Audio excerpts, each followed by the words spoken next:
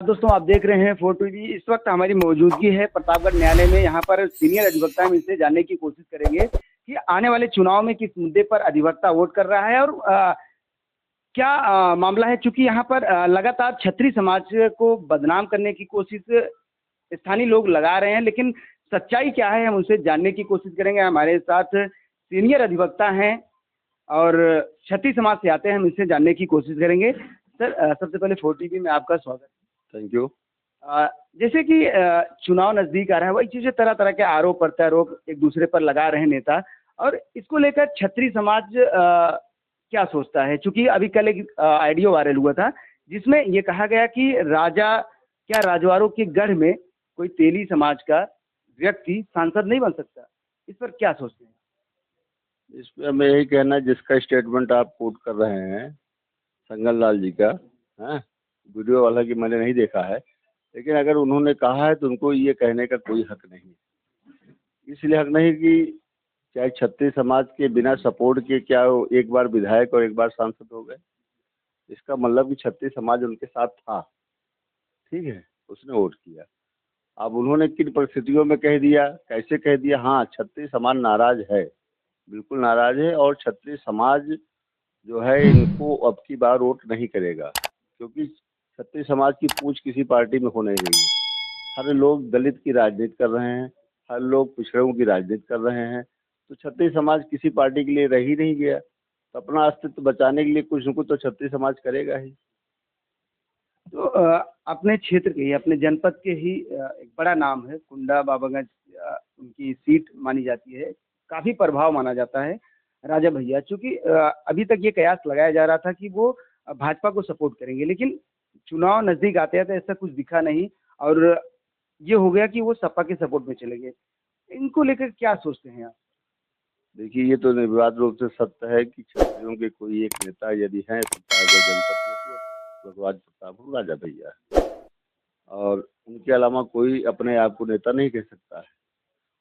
उनकी मीटिंग अमित शाह से जिससे हुई ये भी सही है, क्या बात हुई क्या नहीं बात हुई इसका खुलासा उन्होंने भी नहीं किया, ठीक है।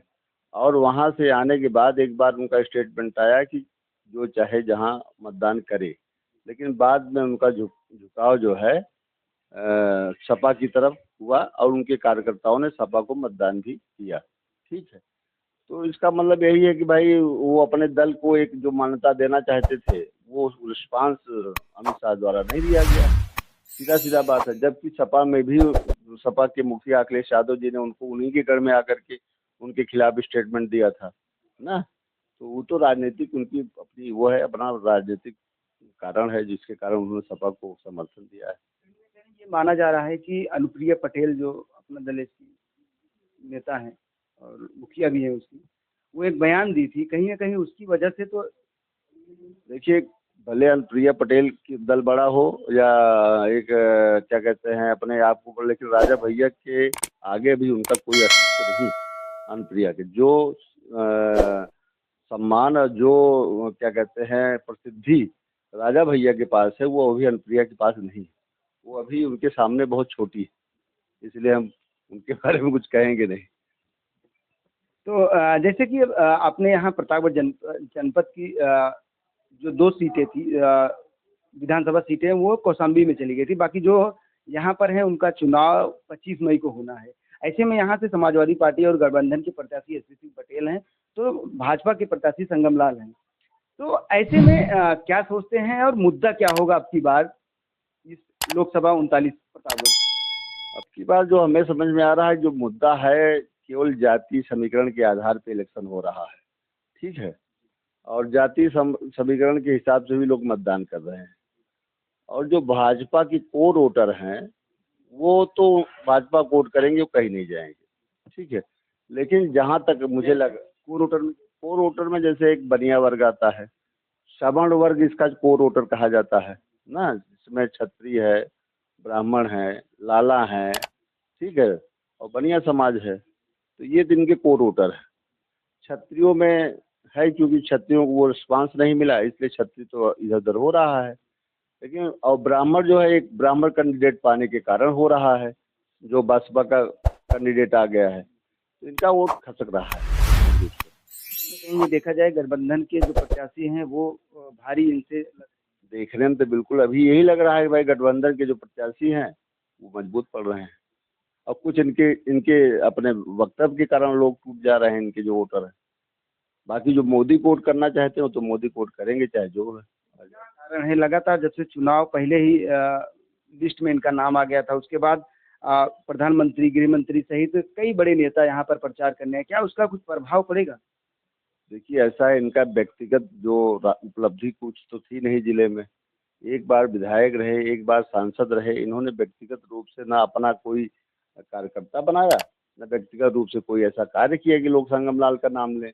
और किसी से जो है सम्मानजनक से, जो मान लीजिए किसी आवश्यकतावश कोई आदमी के पास गया तो उसके बाद सम्मानजनक ढंग से पेश भी नहीं आए। जो देखा जाए उसको ठाकुर की निगाह से देख रहे हैं, बनिया की निगाह से देख रहे हैं, लाला की निगाह से देख रहे हैं ना। तो एक सांसद को, एक जनप्रतिनिधित्व को जब वो हो गया तो वो निगाह बदल देनी चाहिए। उसके लिए सब चाहे जो आ जाए उसके दरवाजे पे, उसको वही राहत होनी चाहिए। मेरी अपनी सोच है। तो मेरा ये कहना है कि एक कारण तो ये होता है कि इनका अपना जो कार्यकाल रहा है वो बहुत संतोषजनक नहीं रहा, जो इनसे कटने का मात्र मुख्य कारण रहा। क्या सोचते हैं, जैसे आप एक सीनियर अधिवक्ता हैं, मुख्यालय में फौजदारी के अधिवक्ता हैं, क्या सोचते हैं अधिवक्ता बंधु, क्या सोचते हैं आपकी चुनाव जो चल रहा है इसको लेकर? अधिवक्ता एक बुद्धिजीवी वर्ग है, और अधिवक्ता को तो ये चाहिए कि वो अधिवक्ता ही रहे, और जाति धर्म के नाम पे उसको बंटना नहीं चाहिए। ठीक है, तो वो राष्ट्र हित में जो मुद्दे हों उसी राष्ट्र हित पे उसको मतदान करना चाहिए। और क्योंकि वही अगर जाति धर्म में बढ़ जाएगा तो फिर बाकी का तो कोई वही नहीं है। अधिवक्ता को केवल राष्ट्र के बारे में, राष्ट्र हित में जो हो उचित वही मतदान करना चाहिए। जैसे ये फैक्टर, जैसे राम मंदिर का फैक्टर हो गया, और गेहूँ 5 किलो अनाज का हो गया, तरह तरह की और भी योजनाएं थी, उसको लेकर क्या कुछ भाजपा को फायदा होगा कि? निश्चित रूप से भाजपा को फायदा होगा। भाजपा ने पिछला इलेक्शन जो जीता था, वो उन्होंने जो डिवीजन किया था लाभार्थी के रूप में, डिवीजन की लाभार्थी को, इसका मतलब उन्होंने ऐसे काम किए थे कि लाभार्थी लोगों का उसमें आए। तो लाभार्थी तो भाजपा के हैं। अब वो वोट ना करें, जाति पे चले जाएं, धर्म पे चले जाएं तो अलग बात है। उनका तो ये है कि लाभार्थी समाज अलग है, और क्या कहते हैं, बाकी समाज सब के लिए उन्होंने काम किया है। लेकिन हमारे यहाँ संगमलाल गुप्ता ने कोई काम नहीं किया है, तो अब इस हिसाब से बदलाव लाना बड़ी जरूरी है। क्या लगता है कि गठबंधन के जो प्रत्याशी हैं वो जीत जाएंगे? गठबंधन के प्रत्याशी भी अब लोकल नहीं है, यहाँ लोकल का मुद्दा भी चल रहा है। वो बाहर से आए हुए हैं, अब उनको हम लोग जानते नहीं हैं, तो इसलिए अब लोग अपने अपने मर्जी के हिसाब से वोट करेंगे। अब लेकिन जहाँ तक अपना मेरा व्यक्तिगत सवाल है, तो राष्ट्रीय पे ध्यान दे सकते हुए जो है वोट करेंगे। राष्ट्रहित में किस तरह से वोटिंग, किस तरह से राष्ट्र मतलब देश की सुरक्षा व्यवस्था या अंतर्राष्ट्रीय जो मुद्दे होते हैं उन सबको ध्यान में रखते हुए वोट किया जाएगा। तो क्या लगता है कि जैसे यहाँ से समाजवादी पार्टी गठबंधन के प्रत्याशी हैं एसपी सिंह पटेल, भाजपा ने संगमलाल जो यहाँ के सांसद हैं उनको पुनः फिर एक बार मौका दिया है, टिकट दिया है, और बहुजन समाज पार्टी ने ब्राह्मण समाज को यहाँ से लड़ाया है, तो ऐसे में आज ब्राह्मण समाज से आते हैं, तो क्या लगता है कि ये चुनाव जाति समीकरण पे जा रहा है या कि और किसी रूप में? जाति समीकरण का ऐसा कोई बात नहीं कि अगर हमारे बिरादरी से खड़े हो गए तो उनको वोट कर देंगे, ऐसी कोई बात नहीं है। केवल राष्ट्र हित को ध्यान में रखते हुए जैसे वकील साहब, राष्ट्र हित की आप बात कर रहे हैं, लेकिन एक तरह से जो भाजपा के प्रत्याशी हैं उनसे भी कहीं न कहीं नाराजगी दिख रही है, और समाजवादी पार्टी के जो प्रत्याशी हैं उनसे बाहरी होने का भी आपने कहा, तो ऐसे में क्या लगता है कि फिर या तो बसपा बचेगी या तो किसी निर्दल प्रत्याशी की? नहीं, अब हम लोग तो जो है लोकल यहाँ जो प्रत्याशी संगमलाल गुप्ता है उनको ध्यान में रखते हुए वोट नहीं करेंगे। हम मोदी जी को देखते वोट करेंगे। क्या मोदी जी के यहाँ जो जनसभा हुई उससे भाजपा को यहाँ से फायदा हुआ? हाँ, भाजपा को बहुत ज़्यादा इससे फायदा होगा, लेकिन तमाम लोग आप ही जैसे पत्रकार लोग वहाँ पूछ रहे थे, तो मोदी जी के सामने ही कह रहे थे कि संगमलाल से विरोध है, लेकिन मोदी से कोई बैर नहीं है। कहीं न कहीं मोदी जी को देखते हुए वोट किया जाएगा। लगातार ये भी आरोप लगाया जा रहा था कि जो संगमलाल लगातार क्षेत्र में नहीं बनते थे, और जो फॉरवर्ड कास्ट के लोग हैं उनसे कभी उनसे ना मुलाकात करते थे। तरह तरह के लोग आरोप लगा रहे हैं, कहाँ तक सही है? लोकसभा चुनाव है, बहुत ज़्यादा बहुत बड़ा क्षेत्रफल इनका होता है, तो सभी से मिलना संभव नहीं है। अब इस तरह तो वो पूरे 5 साल में अब हमारे यहाँ हमारे गाँव में कभी नहीं गए, चुनाव हुआ तो चुनाव में चले गए, ये तो कोई मुद्दा नहीं होता है। केवल ये है कि जैसे ये काम करें, जिला स्तर पर काम करें, उस हिसाब से करें तो ठीक है। अब वो सांसद है, थोड़ी ना भी नाली बनवाने या नल लगवाने या बिजली के तार कड़वाने थोड़ी ना जाएँगे। बड़े काम करें, जैसे फ्लाईओवर हुआ, बाईपास हुआ, ये सब काम करें तो ठीक रहे। लेकिन इन्होंने ये भी नहीं किया। लेकिन पब्लिक इनसे बहुत ज़्यादा नाराज़ है, लेकिन मोदी जी को ध्यान में रखते हुए लोग वोट कर रहे कहीं न कहीं मोदी जी का जो फैक्टर है वो काम करेगा। हैं। मोदी जी का फैक्टर काम करेगा। मोदी जी क्या लगता है ये लगातार विपक्ष जो है वो आरोप लगा रहा है कि मोदी जी अगर ईवीएम हैक नहीं किए तो चुनाव हार अरे ईवीएम वाले ऐसी कोई बात नहीं यार, ईवीएम का जो है ईवीएम का जहाँ कांग्रेस जीत जाती है वहाँ ईवीएम हैक हो जाता है, ऐसा तो नहीं है। केजरीवाल की सरकार बन गई, ईवीएम हैक हुआ था। नहीं, ये तो नेता लोगों का अपना मुद्दा होता है, ईवीएम वगैरह हैक नहीं होते हैं। अधिवक्ता आप विकास को लेकर क्या सोचते हैं? कहाँ तक प्रतापगढ़ कितना पिछड़ा मानते हैं या कि विकास में प्रतापगढ़ पिछड़ा हुआ है, लेकिन प्रतापगढ़ में भी विकास हुआ है, ऐसा नहीं है। आप देखिए प्रतापगढ़ से इलाहाबाद रोड बन गया है, इधर फ्लाईओवर बन गए हैं तमाम, और क्या कहते हैं बाईपास चला गया है, लेकिन अभी विकास की प्रतापगढ़ में और आवश्यकता है। क्या लगता है अगर पुनः अगर जीतते हैं संगम लाल तो विकास यहाँ पर संगम लाल करेंगे? से हम लोगों को कोई आशा नहीं, संगम लाल जी से कोई आशा नहीं है। हाँ, जो केंद्र सरकार करेगी, जो उनकी योजनाएं है उसको लागू करे, यही बहुत बड़ी बात है उनके लिए। हम यही सोचते हैं कि संगम लाल इस चुनाव में तीसरे स्थान पे जाएंगे।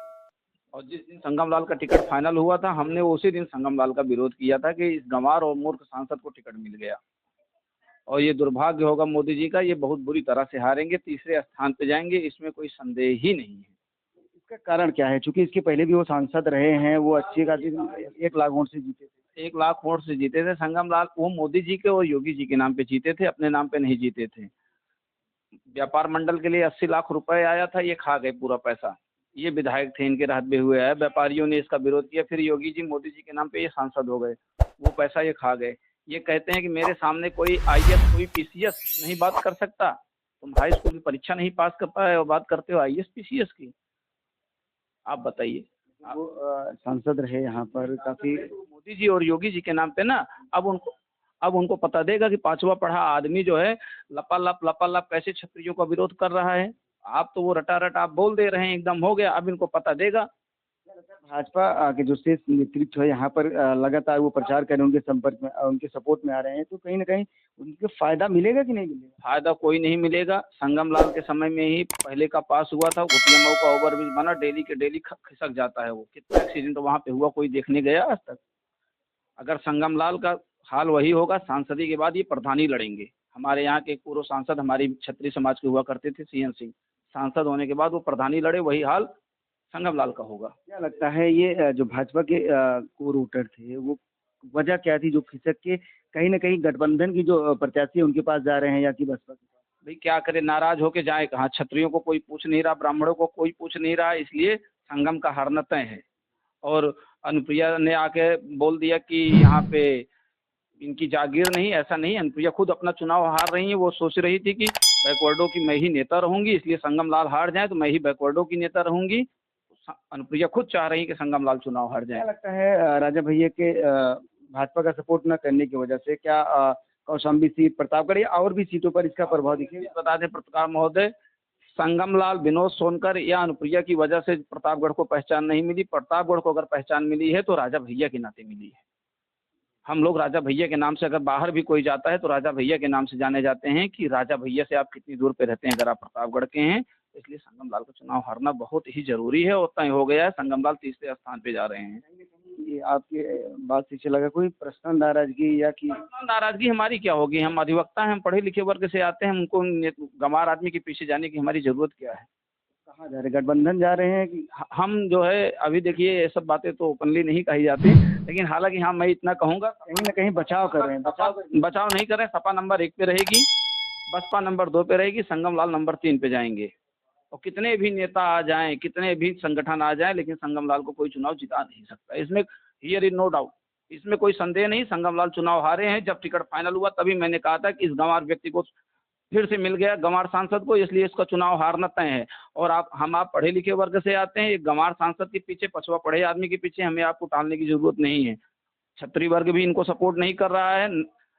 10% 5% मोदी जी योगी जी के नाम पे जा रहे हैं, बाकी ब्राह्मण भी नहीं जा रहा है, ब्राह्मण भी बसपा पे जा रहे हैं। बनिया वर्ग इनको लाइक नहीं कर रहा है, किसी के मरने पे भी ये नहीं गए, कहीं एक्सीडेंट हुआ ये नहीं गए हैं, केवल ये अब रोना रो रहे हैं कि मैं तेली हूँ, मैं बनिया